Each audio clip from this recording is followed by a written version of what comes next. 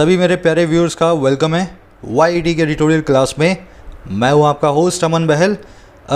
I hope आप सभी की होली बहुत ही सेफ़, सुखद और रंगीन रही होगी, कलरफुल रही होगी। ब्रेक के बाद अपनी क्लासेस को आज से शुरू करेंगे सुबह के सेकंड एडिटोरियल के साथ। बीटिंग द बेस्ट इसका टाइटल है। यह आर्टिकल लिखा हुआ है इंडियन क्रिकेट टीम की इंग्लैंड के ऊपर शानदार जीत के ऊपर, जो भी जीत हमने हासिल की है। ये आर्टिकल थोड़ा सा डिफ़िकल्ट लगेगा आपको पढ़ने में, लेकिन मज़ा आना चाहिए आपको, इससे डरना बिल्कुल भी नहीं है। उसी अंदाज में पढ़ना है जैसे टॉपर्स पढ़ा करते हैं। मैं ग्रामर और वोकैबुलरी अलग लेके आपको समझाता हूँ। आपको एक क्विज़ दिखा रहा हूँ, इसका एक स्क्रीनशॉट लें। आज जो भी ग्रामर और वोकैबुलरी आप सीखेंगे इस क्विज़ पे होगी अप्लाई। आप सब लोग इसको कोशिश दें, एक है ना। वीडियो के लास्ट में इस क्विज़ का सोल्यूशन मैं करवाऊँगा आपको लाइव। शुरू करें, स्क्रीनशॉट ले सकते हैं इसका। चलिए आइए कुछ नया सीखते हैं।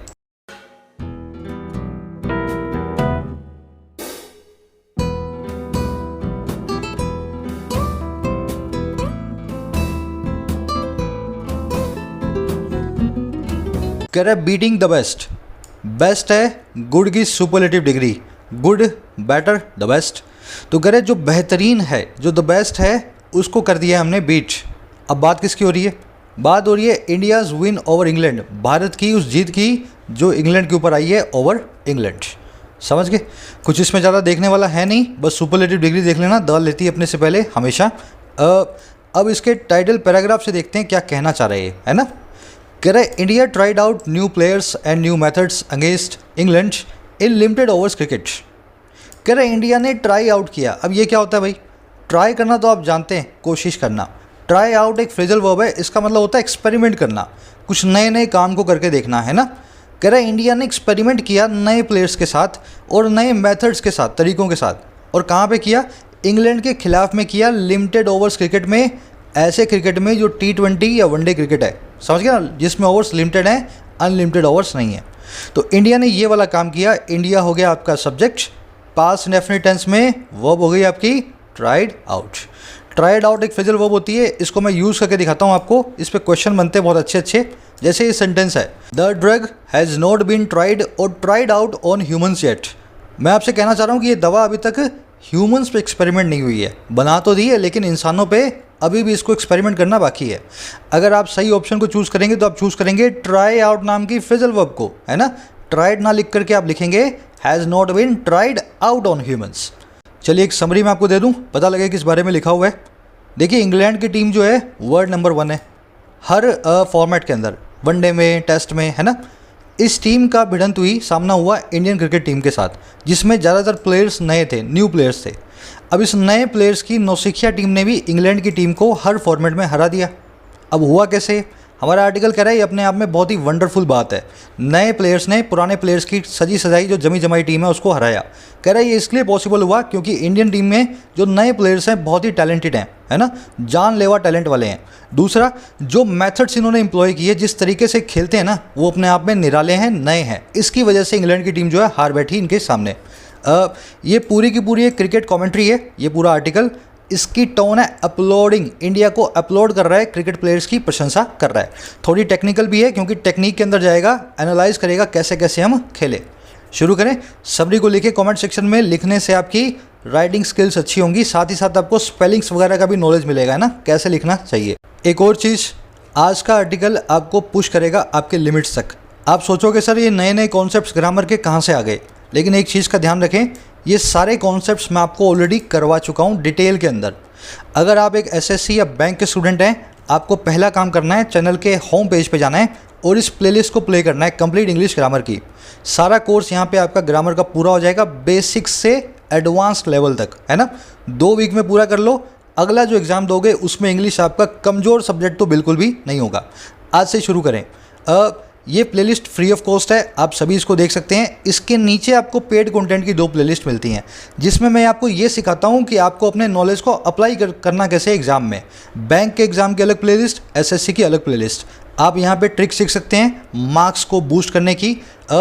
इन वीडियोज़ को देखने के लिए मेम्बरशिप ज्वाइन करें, ज्वाइन बटन पर प्रेस करके इस वीडियो को प्ले करें, यहाँ आपको सब कुछ बताया गया अबाउट द मेम्बरशिप, ठीक है।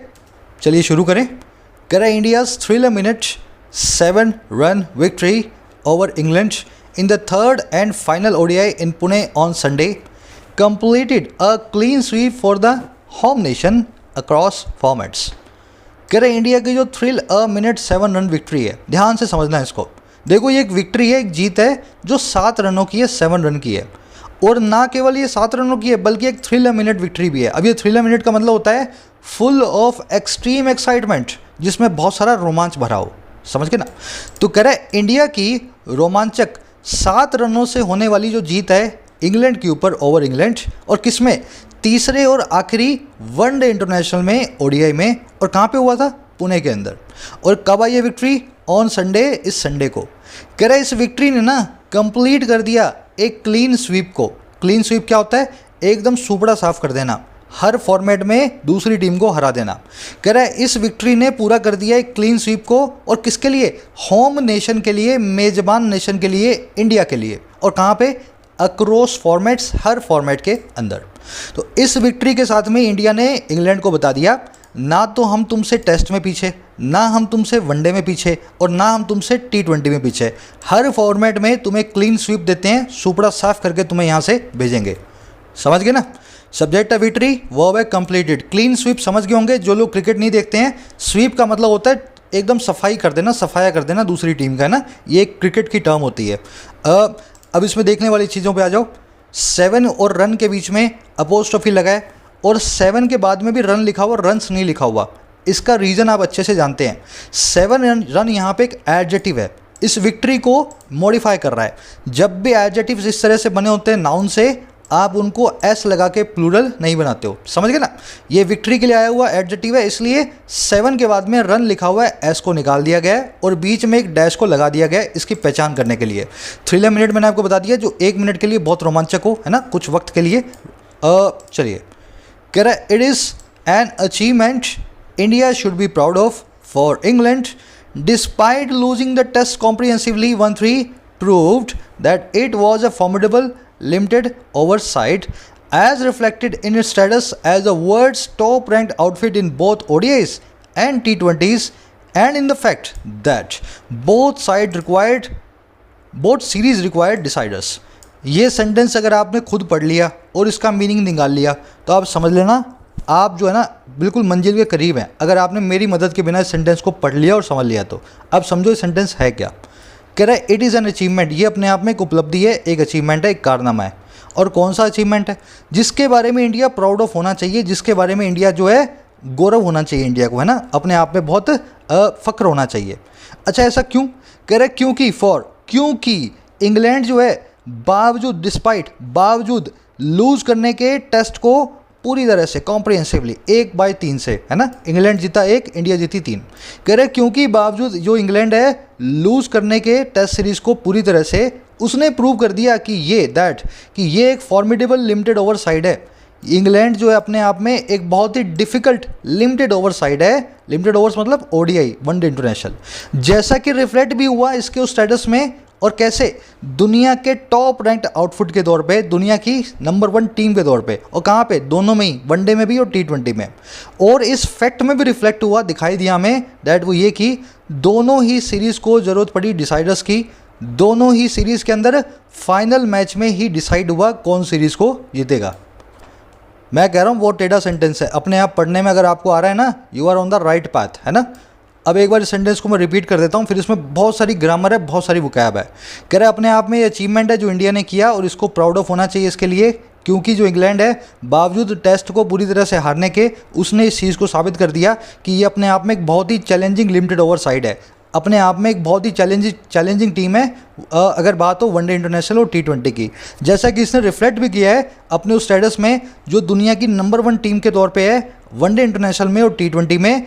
और इस फैक्ट में भी रिफ्लेक्ट किया है कि दोनों ही सीरीज़ के अंदर, वनडे में और T20 में, डिसाइडर्स की ज़रूरत पड़ी। फाइनल मैच में ही हमें पता लगा कि कौन सीरीज़ को जीतेगा, डिसाइड होगा फाइनल मैच में। अब आओ सेंटेंस में देखने वाली चीज़ें, ठीक है। इट्स कॉन्सेप्ट बड़ा सिंपल है। इट के बीच में कभी अपोस्ट्रोफी एस लगा होता है, कभी अपोस्ट्रोफी के बिना एस आया होता है। आपको समझना है इन दोनों का मतलब अलग अलग होता है, समझे मेरी बात को। जैसे राम है ना, राम, इसके लिए अगर मैं राम का बनाना चाहूँ तो राम्स लिखता हूँ, यही होता है ना, राम्स बैग, राम का बैग। अगर ऐसा है तो इट का अपोस्ट्रोफी, इट लगता है जानवरों के लिए, इनएनिमेट चीज़ों के लिए। अगर इट का मैं पजेसिव बनाना चाहूँ तो इट्स बनना चाहिए, लेकिन इट का पजेसिव इट्स होता है बिना पजेसिव के। समझे मेरी बात को? राम का तो राम्स बनता है अपोस्ट्रोफी लग के, लेकिन इट का इट्स बनता है विदाउट अपोस्ट्रोफी। इट का पजेसिव होता है बिना अपोस्ट्रोफी के। अच्छा, इट अपोस्ट्रोफी है, इसका मतलब क्या होता है? इसका मतलब होता है इट इज़ या इट हैज़। समझ गए? अब इसको समझेंगे कुछ एग्जाम्पल्स के जरिए। A jaguar is an innate killer. It's या it's one of the most merciless animals in the world. एक जगुआर जो है वो अपने आप में एक इननेट किलर है, अपनी प्रकृति के हिसाब से एक हथियारा है ना। जगुआर किसी पे भी ये दया नहीं करता। कह रहे ये है दुनिया के सबसे मर्सिलेस एनिमल्स में से एक, दुनिया के सबसे निर्दयी जानवरों में से एक। मैं यहाँ पे बोलना चाह रहा हूँ it is one of the most merciless animals in the world, है ना। इट इज़, अगर मुझे इट इज़ लगाना है ना तो ध्यान रखें आप, यहाँ पे आएगा इट अपोस्ट्रोफी एस। इस वाले का कोई काम नहीं है। समझ गए ना? इट अपोस्ट्रोफी एस का मतलब क्या होता है? या तो इट हिज या इट हैज़। आपको देख लेना यहाँ पे क्या यूज़ करना है आपको। अगर इट हैज़ आना है तब भी आ सकता है ये, और इट इज़ आना है तब भी ये आ सकता है। वैसे ही yoga and its soft power has benefited us. Yoga और इसकी जो सॉफ्ट पावर है इसने हमें बहुत फ़ायदा दिलाया है दुनिया में, है ना। योगा ने और इसकी सॉफ्ट पावर ने, इसकी सॉफ्ट पावर ने। इट का बनाना है पजेसिव। अब यहाँ पे इट अपोस्ट्रोफी एस की बात नहीं है, यहाँ पे बात है इस वाले इट्स की। समझ गए ना? Yoga and its soft power, समझ गए ना? पजेसिव लगाते ही, अपोस्ट्रोफी लगाते ही इसका मीनिंग चेंज हो जाएगा। इसका मीनिंग हो जाएगा इट इज़ या इट हैज़। वो हमें नहीं चाहिए, इसको निकाल के सेंटेंस को सही रखो। वैसे लास्ट, इट इज़ या it's come to my attention that. ये मेरी अटेंशन में आया है, ये मेरे ध्यान में आया। दैट वो ये कि कुछ भी हो सकता है आगे, है ना। इसी फ्रेज को आप देखो, it is come to my attention या it has come to my attention. यहाँ पे मुझे इट हैज़ की ज़रूरत है। समझे मेरी बात को? अगर मैं इट हैज़ लगाना चाहता हूँ तो मैं लिखूँगा इट्स को, इस इट्स को निकाल दूंगा। समझ गए? आपको सेंटेंस की रिक्वायरमेंट देखनी है। अगर इट इज़ या इट हैज़ चाहिए तो आप लिखें इट अपोस्ट्रोफी एस। अगर इसका चाहिए है ना पजेसिव बनाना हो इट का, तो बिना अपोस्ट्रोफी के एस को लिखा जाए। सिंपल सा कॉन्सेप्ट है। चलो, इंग्लैंड की वर्ब है प्रूव्ड, इसलिए इंग्लैंड फॉर प्रपोजिशन का ऑब्जेक्ट नहीं हो सकता। इससे मुझे पता लगा ये फॉर यहाँ पे प्रपोजिशन है ही नहीं, ये एक कंजंक्शन है और इसका मीनिंग होता है बिकॉज। जब जब फॉर एक कंजंक्शन बन जाए, उसके बाद में आने वाले नाउन की एक वर्ब रखी हो, इंग्लैंड प्रूव्ड, है ना। अगर ऐसा हो तो फॉर को प्रपोजिशन नहीं बल्कि कंजंक्शन माने और इसका मीनिंग निकलेगा बिकॉज, क्योंकि। डिस्पाइट का मतलब होता है इन स्पाइट ऑफ या नॉट विथ स्टैंडिंग। इसको हिंदी बोलते हैं बावजूद। ध्यान ये रखना है, डिस्पाइट के बाद में कभी भी ऑफ ना लगाएं, और इन स्पाइट के बाद में तो ऑफ आएगा ही आएगा। समझ गए? तीनों का मतलब एक ही है, बावजूद। पर इन स्पाइट के बाद में ऑफ आना है, डिस्पाइट के बाद में ऑफ नहीं आना। नॉट विथ स्टैंडिंग इनका एक सिनोनिम होता है। फॉर्मिडेबल मतलब जिसको चैलेंजिंग हो, बहुत ज़्यादा टफ हो आपके लिए, रिलेंटलेस हो। फॉर्मिडेबल मतलब जो बहुत ही मजबूत हो, है ना। अब देखने वाला एक कॉन्सेप्ट और आया है, ये मैं आपके लिए छोड़ता हूँ यहाँ पे ओपन। मैंने पिछले पार्ट में करवाया आपको प्रेपोजिशन के, नेक्स्ट पार्ट आपको इस संडे को मिल जाएगा प्रेपोजिशन का। उसमें मैंने आपको समझाया कब एक क्लोज के लास्ट में प्रेपोजिशन आती है। मैं आप सबसे पूछूंगा क्या यहाँ पे ऑफ प्रेपोजिशन का आना नेसेसरी था, हाँ या ना। और दूसरा, अगर आना नेसेसरी था तो ऑफ का ऑब्जेक्ट कौन है। समझ गए मेरी बात को? सब लोग इसका आंसर करेंगे कमेंट सेक्शन में। बहुत ही कूल कॉन्सेप्ट है, ऑलरेडी मैं करवा चुका हूँ ग्रामर सीरीज में, देखते हो तो आना भी चाहिए, है ना। ऑफ का ऑब्जेक्ट मुझे बताएं। चलो आगे बढ़े। कह रहा England is the reigning ICC men's world champion and had lost just one of its last 14 bilateral ODI series and none of its last 6 in T20s। कह रहा है इंग्लैंड जो है ना, अब इंग्लैंड की बात कर रहा है। कह रहा है इंग्लैंड जो है raining ICC men's world champion है। अभी रेनिंग क्या होता है? जो रेन कर रहा हो, जो राज कर रहा हो, जो डोमिनेंट हो। तो इंग्लैंड जो है ICC के मेंस वर्ल्ड चैंपियन है, आज की डेट में रेन कर रहा है, राज कर रहा है इस खिताब पे। और ये लूज कर चुका है खाली एक को, और किसके? इसके 14 बायलैटरल ODI सीरीज़ में। पिछली 14 वनडे सीरीज़ में से सिर्फ एक को अभी तक इसने लूज़ किया है, और इसने नन को लूज़ किया है लास्ट 6 में से जो हुई हैं T20 के अंदर। तो इतनी पावरफुल और इतनी भरोसेमंद टीम को इंग्लैंड को इंडिया ने इस बार हराया है। समझ गए? रेनिंग का मतलब होता है जो राज कर रहा हो, डोमिनेट कर रहा हो। बायलैटरल मतलब दो तरफा, दो कंट्रीज के बीच में होने वाली सीरीज होगी बायलैटरल। जैसे ही 3 कंट्रियाँ आ जाएंगी तो ट्राइलैटरल ODI सीरीज बन जाएगी। But India triumphed thanks to some smart play at crunch moments made possible by an astonishing array of made to order cricketers। कह रहा लेकिन इंडिया ट्रायम्फ की देखो ट्रायम्फ एक वर्ब होती है, इसका मतलब होता है जीतना। यहाँ पे वन भी लिख सकते थे, बट इंडिया वन ऐसा भी लिख सकते थे। कह रहे लेकिन इंडिया फिर भी जीत गया, और थैंक्स टू, किस कारण से? थैंक्स टू का मतलब होता है बिकॉज ऑफ। कह रहा है बिकॉज ऑफ कुछ स्मार्ट प्ले के कारण, और कहाँ पे? क्रंच मोमेंट्स में, ऐसी मोमेंट्स में, ऐसे पलों में जो बड़े क्रूशियल थे। और कह रहे ये कैसे मोमेंट्स हुए? जो मेड पॉसिबल हुए ये स्मार्ट प्ले जो है पॉसिबल हुआ किसके कारण? एक बहुत ही वंडरफुल ऑर्डर के कारण। और किसका? ऐसे क्रिकेटर्स का जो मेड टू ऑर्डर हैं, जो अपने आप में लाजवाब हैं, जो अपने आप में टेलर मेड है। मैं आपको सारे वर्ड समझा दूंगा, एक बार मीनिंग निकाल लो। कह रहे फिर भी इंडिया जीत गया इस इंग्लैंड के सामने। रीज़न एक ही था, हमने बहुत स्मार्ट प्ले दिखाया बहुत ही क्रूशियल मोमेंट्स पे, और ये सिर्फ इसीलिए पॉसिबल हुआ क्योंकि हमारे पास मेड टू ऑर्डर क्रिकेटर्स का एक पूरा ऑर्डर है। 1 2 नंबर 3 नंबर 4 नंबर, हमारे पास पूरी एक श्रृंखला है, बहुत ही एस्टोनिशिंग है, जो वंडरफुल है अपने आप में। अब देखो देखने वाले वर्ड, क्रंच मतलब क्रूशियल। ये स्मार्ट प्ले जो है इसके लिए एक एडजेक्टिव आया मेड पॉसिबल। ये स्मार्ट प्ले तभी पॉसिबल हुआ, मेड हुआ पॉसिबल, जब ऐसे प्लेयर्स हमारे पास आए। एस्टोनिशिंग का मतलब है जो बहुत ऑफुल हो, बहुत अमेजिंग हो, वंडरफुल हो, एस्टाउंडिंग हो, आपको हैरान कर दे, है ना। एस्टोनिशिंग एक एडजेक्टिव होता है। एरे का मतलब होता है ऑर्डर। अब देखो मेड टू ऑर्डर क्या होता है? ऐसी चीज़ हो जो बिल्कुल वक्त की नज़ाकत के हिसाब से बिल्कुल ठीक हो। ऐसे क्रिकेटर्स इंडिया के पास हैं। जब इंडिया को लगता है कि अब पारी को जमाना है, तो ऐसा वाला पारी को जमाने वाला प्लेयर भी इंडिया के पास है। इंडिया को लगता है कि अब हमें एक आक्रामक प्लेयर चाहिए, तो वैसा वाला प्लेयर भी इंडिया के पास है। ये वर्ड आया टेलर मेड से। जैसा आपका दर्जी के पास सूट सिलता है ना, जैसा आपको चाहिए होता है दर्जी वैसा सिल देता है, वैसे इंडिया को जैसा खिलाड़ी चाहिए होता है वैसा खिलाड़ी इसकी टीम में मौजूद है। मेड टू ऑर्डर क्रिकेटर्स हैं, समझ गए ना। कह रहे the wicket taking exploits of Shardul Thakur, 8 in T20s and 7 in ODIs to top the list. Successful debut for Ishan Kishan and Surya Kumar Yadav in T20s, and Prasidh Krishna and Krunal Pandya in ODIs. And Hardik Pandya's full-fledged return to bowling duties were big positives. अब बता रहे हैं India के cricketers कौन से हैं, ये made to order, ये कस्टमाइज क्रिकेटर्स कौन से हैं। कह रहे जो विकेट टेक करने का जो कारनामा है, एक्सप्लॉइट्स, इस वर्ड का मतलब होता है कारनामा, ये मैं समझाऊंगा आपको।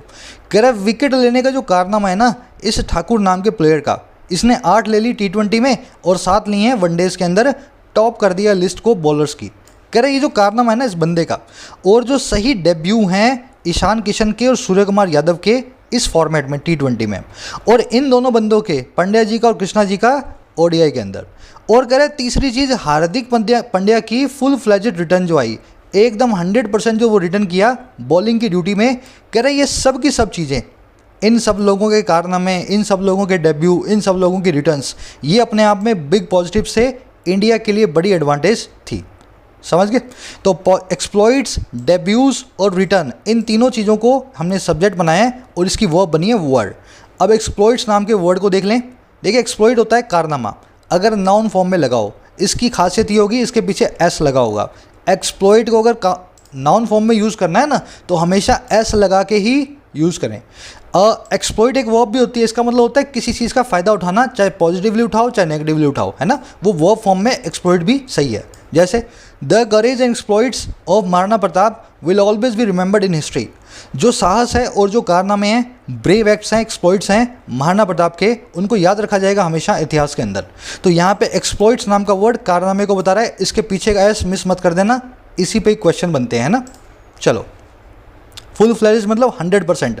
अब ये पंड्या जी आए हैं और अब अगले कई साल तक जो है रिटर्न करके ये अच्छा खेलेंगे ना, फुल फ्लैजेड रिटर्न है इनकी।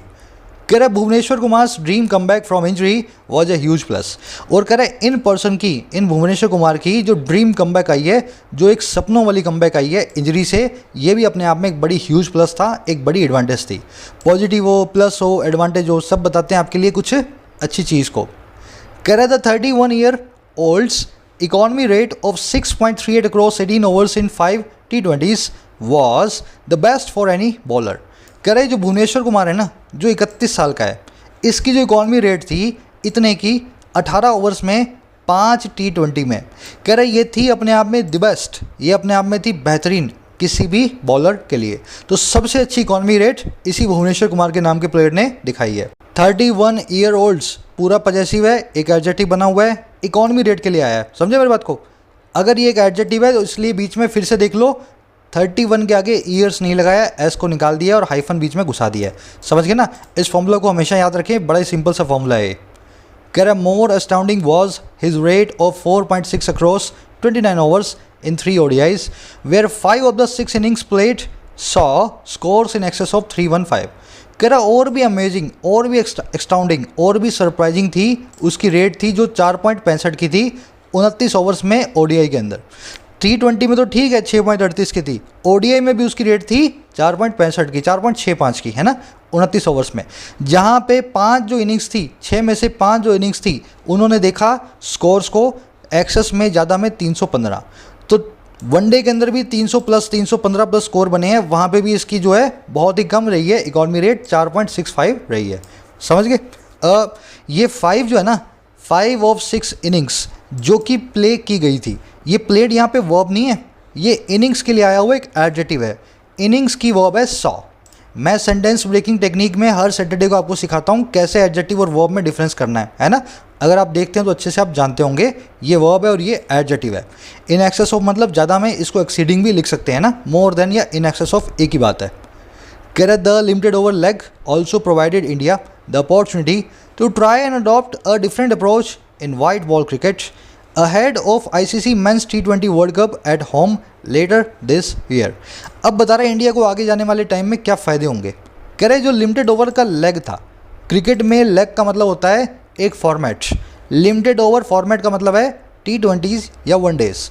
कह रहे ये जो लिमिटेड ओवर का जो फॉर्मेट था ना, इसने प्रोवाइड किया इंडिया को एक अपॉर्चुनिटी के साथ, एक मौके के साथ, और किस चीज़ की, कि वो ट्राई करे और अडॉप्ट करे एक नई अप्रोच को, और किसके अंदर, वाइट बॉल क्रिकेट में, सफ़ेद बॉल से होने वाले क्रिकेट में। और कब करे, बिल्कुल पहले, अहेड ऑफ, बिल्कुल पहले ICC के मेंस T20 वर्ल्ड कप के, जो घर में ही होने वाला है इस साल इन इंडिया दिस ईयर। समझ गए ना? तो इससे हमें आने वाले वर्ल्ड कप के लिए बहुत मनोबल भी मिला है और अच्छी अच्छी अप्रोच को भी हमने लगाना सीख लिया है। अब देखने वाले वर्ड्स इसमें, अहेड ऑफ मतलब जस्ट बिफोर, बिल्कुल किसी से पहले कोई काम होने वाला होता है तो हम बताते हैं अहेड ऑफ, है ना, बिल्कुल पहले, जस्ट बिफोर। अब यहाँ पे सेंटेंस में एक एरर, उस एरर को मैं समझाऊंगा आपको, पहले आप कोशिश करें ढूंढने की। मैं 3 सेकंड 4 सेकंड का ब्रेक लेता हूँ, 1-2 बार मैं करवा चुका हूँ उस कॉन्सेप्ट को, है ना। चलो, वैसे तो ये कॉन्सेप्ट इस संडे की ग्रामर वीडियो में आएगा, फिर भी मैं आपको एडवांस में स्नीक पिक दे रहा हूँ, है ना, इस कॉन्सेप्ट की। 2 वर्ब्स है हमारे पास, प्रेजेंट और प्रोवाइड।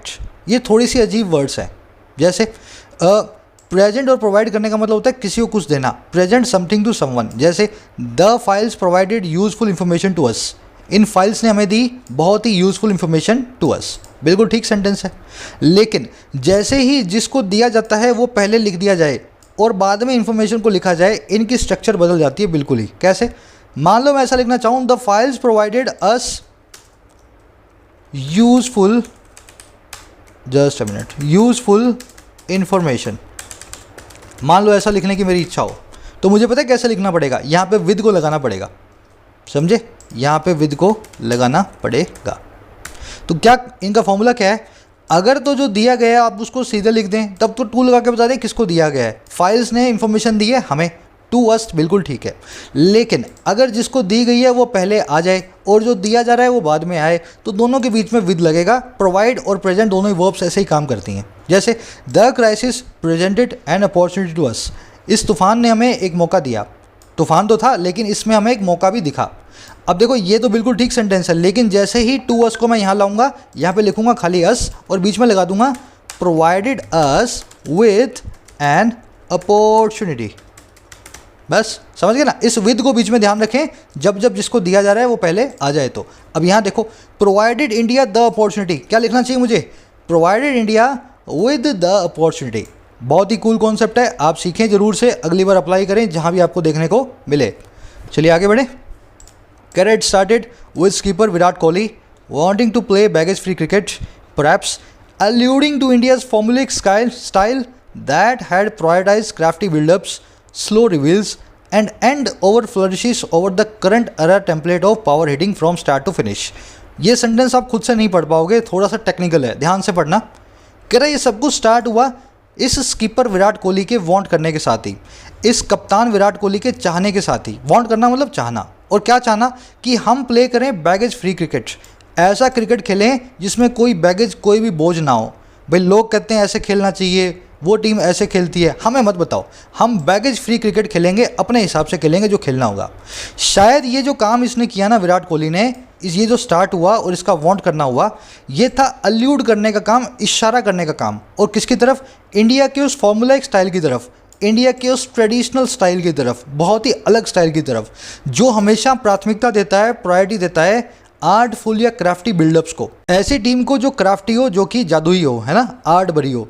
कलाइयों का जादूगर चाहिए वीवीएस लक्ष्मण, द वॉल चाहिए हमें, दीवार चाहिए राहुल द्रविड़, है ना, अनिल कुंबले भी टीम में चाहिए। तो हमेशा इंडिया का ऐसा स्टाइल रहा है जिसमें जादूगरों को प्रायोरिटी दी गई है। और किसको दी गई है? स्लो रिवील्स को। ये दो चीज़ें होती हैं, स्लो रिवील्स और फ्लरिश। ये मैं आपको समझा दूंगा। इसका मतलब होता है धीमे धीमे पारी को आगे बढ़ाना, स्लो रिवील करना। और एंड ओवर फ्लरिशेस, लास्ट के ओवर में इंडिया करता है कमाल, फ्लरिश करता है। और किसके ऊपर? करंट एरा टेम्पलेट के ऊपर। देखो हमेशा इंडिया ने प्रायोरिटीज किसको किया है? इस चीज़ को कि जादूगरों को लेंगे टीम में, धीमे धीमे खेलेंगे और लास्ट में कमाल करेंगे। और प्रायोरिटाइज किया है ओवर किसके ऊपर? आज के युग के करंट एरा टेम्पलेट के ऊपर, पैटर्न के ऊपर, जो है पावर हिटिंग का शुरू से लास्ट तक। समझ गए? तो कोहली बोल रहा है दुनिया को करने जो करनी है पावर हिटिंग, हम नहीं करेंगे। हम तो अपने पुराने स्टाइल से खेलने वाले हैं, जादूगरों की टीम रखेंगे, धीमे धीमे खेलेंगे और लास्ट में कमाल करके दिखाएंगे। अब ये स्लो रिवील और एंड ओवर फ्लरिश होता क्या है? ये आए कहाँ से वर्ड्स? ये दोनों वर्ड्स आए हैं कैलीग्राफी से। देखिए आर्ट होती है कैलीग्राफी, ये आप देख रहे हो, लर्न हाउ टू फ्लरिश। ये एक बहुत ही सुंदर राइटिंग में लिखा गया है। इस आर्ट को बोलते हैं कैलीग्राफी, है ना, अच्छी राइटिंग लिखने की कला। इसमें दो टेक्निकल टर्म्स होती हैं, फ्लरिश और रिवील। रिवील का मतलब मुझे ज़्यादा अच्छे से पता नहीं है, पर मैं जितना समझ पाया वो ये है कि अक्षरों को धीमे धीमे बनाना, रिवील करना धीमे धीमे, आप क्या लिखना चाह रहे हो, है ना। शुरू में वो जब लिख रहा होगा आपको समझ में नहीं आएगा क्या लिख रहा है, लेकिन बाद में जब वो लिख देगा तब रिवील होगा ये इसने ये वाला वर्ड लिखा है। और जो लास्ट में फ्लरिश देखते हैं ना, फ्लरिश वो ये वाला होता है। जैसे एच को इसने घुमावदार करके बनाया ना, तो एकदम डेकोरेट करना वर्ड्स को, फ्लरिश करना वही होता है। तो इंडिया भी यही करता है। जब आप शुरू में देख रहे होगे आपको समझ में नहीं आएगा पारी क्या चल रही है, लेकिन लास्ट के अंदर जब वो फ्लरिश करेगी पारी, बड़े बड़े स्कोर बनेंगे, वही करती है एंड ओवर फिनिश। इंडिया वो वाला काम करती है। तो यहाँ से कैलीग्राफी से इसने दोनों जो है इन वर्ड्स को उठाया। ज़्यादा अंदर ना घुसें, मैं तो घुस गया हूँ गलती से, आपको मैंने समझा दिया, आइडिया दे दिया क्या होता है ना। कह रहा the setting was just about right. कह रहे जो सेटिंग थी वो बिल्कुल ठीक थी, उस वक्त जो हमारा काम था बिल्कुल ठीक हुआ करता था। और कैसे? कह रहे played across two venues, Ahmedabad and Pune, दोनों वेन्यूज़ के अंदर प्लेड अक्रॉस जो हुए थे गेम। वेन्यू का मतलब होता है जगह, अहमदाबाद में और पुणे के अंदर। वहाँ पे हुए T20 अहमदाबाद में और पुणे में हुए वनडीआई। कह रहे बिल्कुल ही परफेक्ट सेटिंग के हिसाब से हमने वहाँ पे काम किया। अब देखो यहाँ पे क्या हुआ। कह रहे pitch and conditions, two of crickets biggest variables were all but taken out of the equation. कह रहा है पिच और पिच की कंडीशन जो थी ना, क्रिकेट के दो सबसे बड़े वेरिएबल्स हैं, इन दोनों को ही पूरी तरह से टेक आउट कर लिया गया था इक्वेशन से, समीकरण से बाहर निकाल लिया गया था। ऊपर वाला समझ गए? अब अपने इसी पे कंसंट्रेट करेंगे। ऊपर वाला हम देख चुके हैं ना, इंडिया इस तरह के काम करता है। कह रहे ये जो सेटिंग थी बहुत परफेक्ट थी दोनों ही जगह पे। हमने यहाँ पे पिच और कंडीशन को बिल्कुल भी कंसीडरेशन नहीं दी, सिर्फ अपने खिलाड़ियों पे ऊपर काम किया, टैलेंटेड प्लेयर्स को आगे लाए। अब यहाँ पे देखने वाला जो कॉन्सेप्ट आया है वो है ऑल बट। देखो इसका मतलब होता है नियरली या ऑलमोस्ट को इंग्लिश में बोलते हैं ऑल बट। और वैसे एक और मिलेगा आपको नथिंग बट, इसका मतलब होता है ओनली। बहुत ही सिंपल है दोनों ही। ऑल बट मतलब लगभग या नियरली, ऑलमोस्ट। नथिंग बट मतलब महज या only. She is nothing but a child या she is nothing but a kid, forgive her. वो सिर्फ एक बच्ची है, कृपा करके उसको क्षमा कर दें, है ना, उसको पनिश ना करें, भूल से वो कर बैठी किसी काम को। नथिंग बट की जगह मैं यहाँ पे ओनली भी लगा सकता हूँ। वैसे ही the mission was all but impossible to accomplish. Mission जो था लगभग इम्पॉसिबल था अकॉम्प्लिश करना। ऑल बट का मतलब है ऑलमोस्ट या नियरली, है ना, तो यहाँ पे मैं ऑलमोस्ट को भी लगा सकता हूँ। अब ये कॉन्सेप्ट आपने सीख लिया, मीनिंग सीख लिया। अब इस पर कुछ प्रैक्टिकल एरर्स देखो जो एसएससी बैंक के पेपर्स में आपको देखने को मिलेंगी। आपको इसके बाद में चूज़ करना पड़ेगा, कभी कभी वर्ब लगेगी तो कौन सी फॉर्म में लगेगी। जैसे दोनों सेंटेंस है, the old woman did nothing but complain या कंप्लेंट्स। ये जो बूढ़ी औरत थी सिर्फ और सिर्फ कंप्लेन करती थी। नथिंग बट का मतलब क्या है? नथिंग बट का मतलब क्या है? ओनली, है ना। The incident has all but ruined या रूइंड हर फाइनेंशियली। इस इंसिडेंट ने उसको लगभग फाइनेंशियली रूइन कर दिया, उसको बर्बाद कर दिया है। तो ऑल बट का मतलब क्या है? नियरली। बस इतना सही काम करना आपको। जैसे ही आप इनको इनकी सही फॉर्म में चेंज करोगे आपको सही वर्ब पता लग जाएगी। हैज़ के बाद में रूइंड आना चाहिए, आपको पता है। वर्ब की थर्ड फॉर्म आती है तो यहाँ लगाओगे रूइंड। हैज़ नियरली रूइंड, या नियरली लिखो या आप लिख दो ऑल बट, है ना। और डिड के बाद में बेयर इंफिनिटिव आता है, वर्ब की बेस फॉर्म आती है, तो यहाँ आना चाहिए कंप्लेंट। तो डिड ओनली कंप्लेन या did nothing but complain, simple सा तरीका है ना। आपको इसको सिंपल रिड्यूस फॉर्म में रिड्यूस कर देना है और फिर पता करना है कौन सी फॉर्म जो है वर्ब की लगेगी। चलो आगे बढ़े। हाँ, कह रहे the roles that Ishan and Surya Kumar part of Mumbai Indians setup which epitomizes the all-out attacking approach played in the T20 series win cannot be understated। कह रहे जो भूमिकाएं हैं, जो रोल्स हैं, जो इन दोनों प्लेयर्स ने, ईशान और सूर्य कुमार ने, और कौन से प्लेयर्स हैं, जो हिस्सा है मुंबई इंडियंस के सेटअप का, जो हिस्सा है मुंबई इंडियंस की टीम का, और वो सेटअप, वो मुंबई इंडियंस टीम जो एपिटोमाइज करती है, जो करेक्टराइज करती है, जो कि एग्जाम्पलीफाई करती है ना। और किसको? एक ऑल आउट अटैकिंग अप्रोच को, अपने आप में 100% अटैकिंग अप्रोच को। कह रहे इनके जो रोल्स हैं ना इन दोनों बंदों के, और ये दोनों बंदों के रोल जो हैं जो उन्होंने प्ले किए हैं इस सीरीज़ के अंदर, इन रोल्स को आप जो है अंडरस्टेट नहीं कर सकते हो, इनको आप हल्के में नहीं ले सकते हो। समझे? अजीब सा सेंटेंस बना है, सब्जेक्ट बना है रोल्स, वर्ब है कैन नॉट बी अंडरस्टेटेड। इन रोल्स को आप अंडरस्टेट नहीं कर सकते हो, इनको आप डिसरिगार्ड नहीं कर सकते हो। ईशान और सूर्य कुमार ने प्ले किया, तो ईशान और सूर्य कुमार की वर्ब है प्लेड, विच की वर्ब है एपिटोमाइजेस। एपिटोमाइज का मतलब होता है किसी का परफेक्ट एग्जाम्पल बनना, एग्जाम्पलीफाई करना, है ना। इस तरह से सेंटेंस बना हुआ है। सेटअप मतलब टीम। कह रहे the relentless hitting from Rishabh Pant and Hardik in the ODI series decider, despite India having lost 4 of the best batsmen before the halfway stage, was indicative of similar thinking। अब कह रहे जो relentless hitting थी ऋषभ पंत की और हार्दिक की, जो निर्दयी होकर के, जो जंगली होकर के जो हिट किया इन दोनों बंदों ने ओडीआई सीरीज़ में, उसके डिसाइडर मैच में, बावजूद इंडिया के लूज़ कर देने के अपने 4 सबसे अच्छे बेहतरीन बैट्समैन को, और कब? हाफ वे की स्टेज से पहले, आधे ओवर्स के पूरे होने से पहले। कह रहे ये जो हिटिंग थी ना, ये थी एक इंडिकेटिव ऑफ, एक सिंबॉलिक थी, एक सजेशन था ऐसी ही सिमिलर थिंकिंग का। तो जो ईशान और सूर्य कुमार करते हैं वही ऋषभ पंत और हार्दिक ने इस बार करके दिखाया है ओडीआई सीरीज के अंदर। रेलेंटलेस का मतलब है मर्सीलेस, अनकाइंड, बिल्कुल जंगली, है ना, बर्बर। हिटिंग का मतलब है शॉट मारना, इसकी वर्ब है वॉस। इंडिकेटिव का मतलब है इंडिकेशन देना, है ना। इसके बाद में ऑफ आता है सिंबॉलिक ऑफ, सजेस्टिव ऑफ, तीनों एक दूसरे के सिनोनिम है और ऑफ प्रेपोजिशन को अपने बाद में फिक्स रखते हैं, है ना। ये हैविंग लॉस्ट वैसे तो परफेक्ट पार्टिसिपल या परफेक्ट जीरेंट वाला कॉन्सेप्ट है, मैं आपको करवा चुका हूँ। आज इसको मैंने बनाया भी है लेकिन यहाँ छोड़ देता हूँ, है ना, वीडियो लंबी हो जाएगी, इसको फिर कभी और करवा दूंगा। ग्रामर सीरीज़ में हो चुका है, जिन्होंने सीखा है वहाँ पे अच्छे से सीख चुके होंगे ऑलरेडी। चलो आगे बढ़े। कह रहे this is a method England has patented through the likes of Jonny Bairstow, Jason Roy and Jos Buttler.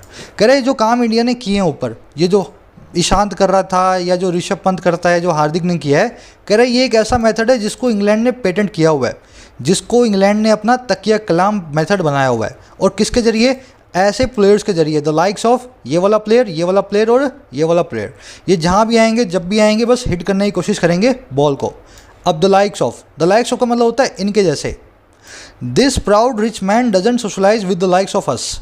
ये जो घमंडी रिच मैन है नहीं सोशलाइज करता, नहीं बात करता हमारे जैसे लोगों के साथ, विद द लाइक्स ऑफ, समझ गए ना। तो द लाइक्स ऑफ का मतलब यही होता है किसके साथ कैसा काम करना है। तो इस तरह के जो पर्सन है, the likes of these person, हमेशा ऐसा ही काम करते हैं।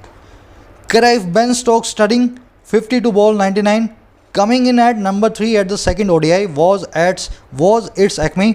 Sam Curran's gallant 95 not out at number 8 in final match was the most typical of this attitude।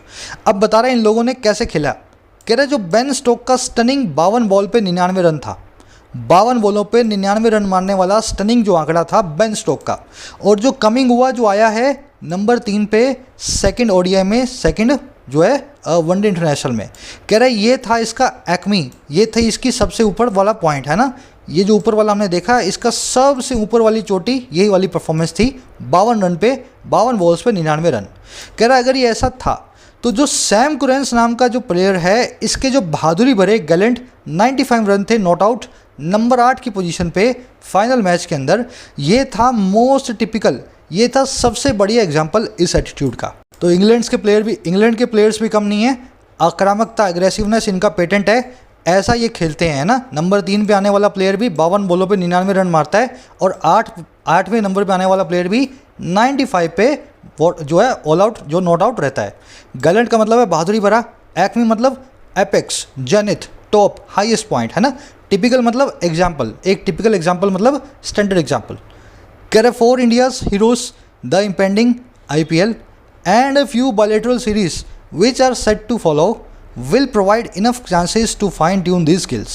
कह रहे इंडिया के हीरोज़ के लिए, इंडिया के लड़ाकों के लिए आगे आने वाला, अप्रोच करने वाला जो IPL है, इम्पेंडिंग IPL है, और एक फ्यू जो है बायलेटरल सीरीज़, दो तरफा सीरीज़ जो हैं, जो सभी की सभी सेट हैं फॉलो करने को, आने ही वाली हैं दो तरफा सीरीज़ भी।